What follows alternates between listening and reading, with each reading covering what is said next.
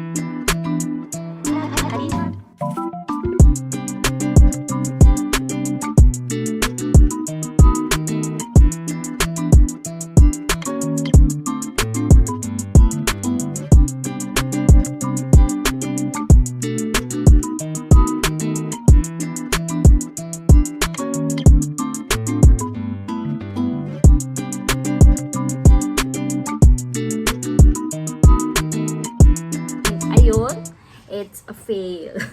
Denied. Actually, may hint na ako na magiging fail siya.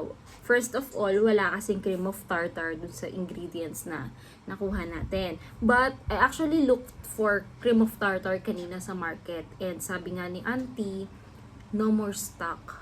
Long time ago, long time ready, no more stock. Ganun. But, yon, we still stick to the ingredients. And why is it a failure? First, dahil yung egg white kasi, nung minix ko siya, hindi siya totally nag-fluffy. Hindi siya talaga naging parang meringue. Dahil, when I separated the egg white and the egg yolk, humalo yung egg yolk sa egg white. May onting humalo dahil yung egg na nabuksan ko is ewan ko, ano bang tawag doon? Nag-mix ng onte. So, dapat kasi talaga, and I've read some articles na medyo sensitive nga yung portion na pag-separate ng white and egg, egg white and egg yolk. Dahil dun sa pagiging fluffy. Mahihirapan talaga maging fluffy. And the rest seems okay naman. Yun lang talaga dahil doon nahirapan akong i-roll yung pianono, nagdikit-dikit siya and nagka-crack. Pero the taste, it's still the same. Same taste with the pianono roll. So, maybe in some other time, I'll try to make another one. Let's see. And stick to the ingredients. Kasi, yun lang naman ang pwede dahil wala akong cream of tartar talaga. Ayun. So, hopefully, maging success siya next time. That's all for today and thank you for watching.